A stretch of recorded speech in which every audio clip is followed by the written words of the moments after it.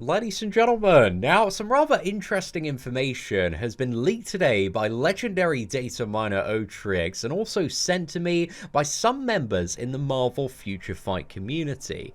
Now, this stuff, it seems to tie together from what I can see. So Otrix has actually found in the game files that apparently the next act in the game is going to be Act 1, the Union. So we're going back to Act 1, and the Union seems to signify the Union of Marvel Realm of Champions, the upcoming game, and also Marvel Contest of Champions, and kind of taking the story in a direction that overlaps with both of the games, because I think that's the end goal of both of the games, is to have kind of the shared story, the shared universe. However, on top of this, we've got a recent document produced by Netmarble about their fourth quarter earnings results in 2019, and this is fairly recent, just from a couple of weeks ago, man. And what it says in this document, there's some very interesting stuff. We're going to go down to the highlight is that Marvel Realm of Champions, because they talk about their upcoming games, their major lineups, and stuff that's going to, boost sales, boost revenue. And they've got the release of like recent stuff like Magic Mana Strike, the upcoming 7 Deadly Sins game, which I think launches next Tuesday, the 3rd of March. That's coming out very, very soon. Also got Still Alive and Blade and Soul Revolution in April. However, they say Marvel Realm of Champions, the global launch for this game, is going to be in 1H20. Now, in terms of the financial calendar, this is a date before Wednesday, the 1st of July, which strongly hints, because it's going to be later than Blade and Soul, either a May or June global launch date for Marvel Realm of Champions, which is much, much sooner than a lot of us expected.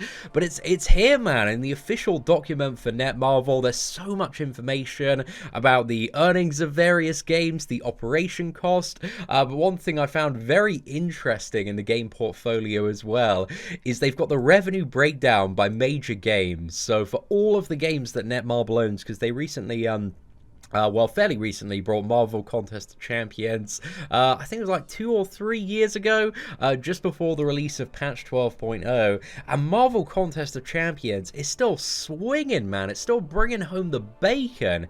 Overall, it's still their most profitable game by quite a large margin there. 17% of all of their revenue comes from Marvel Contest of Champions. Then second, they have Lineage 2 Revolution at 13%, 7 Deadly Sins at 9%. Now, this game has been released in Japan, so I think on global launch, this could actually be a game that contends with Marvel Contest of Champions in terms of the money it's making, so that could be pretty big, man.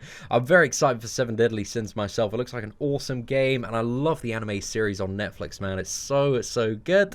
But also we've got like Blade and Soul Revolution at 7%, Cookie Jam at 5%, The King of Fighters All-Star at 5%, Marvel Future Fight at 4% there, so it's still kind of crazy that Marvel Contest of Champions is making over 4 times the amount of cash than Marvel Future Fight.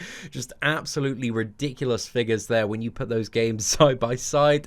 BTS World is, unfortunately, it's still 2% of their revenue. Is a lot of money, man, so they're still making bank on that game. But, still half of Marvel Future Fight there, and Marvel Contest of Champions. If it makes you feel good about spending money on this game, it's making, what is it, like 8-9 times more than BTS World, so we've absolutely made it there, lads. So yeah, it's very interesting to see the breakdown on all this stats. So if you do want a link to this document and presentation, one will be in the description, but it's just so incredibly wild that we don't have any gameplay yet for Marvel Realm of Champions. This game has been announced for like 5 months now, ever since New York Comic-Con back at the start of October, and yeah, no beta yet, but apparently the global release, according to this Netmarble official document, is scheduled before the 1st of July. So I think, most likely a June release date is probably on the cards.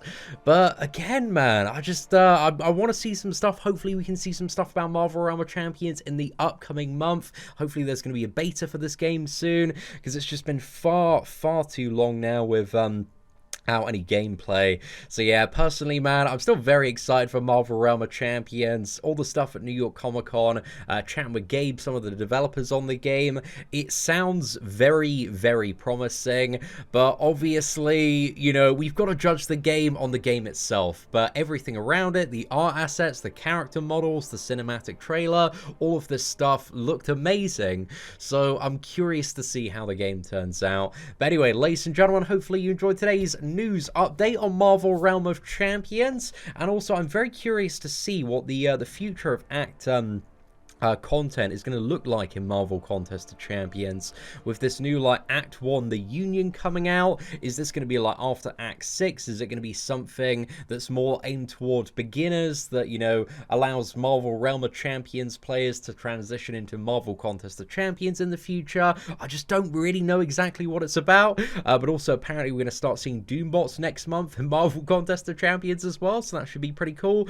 But anyway, ladies and gentlemen, once again, mad love to legendary data miner Otrix and also the Marvel Future Fight community for sending over these details. But smash that like button if you did enjoy today's video breakdown. Take care, and I hope that you have an absolutely fantastic day.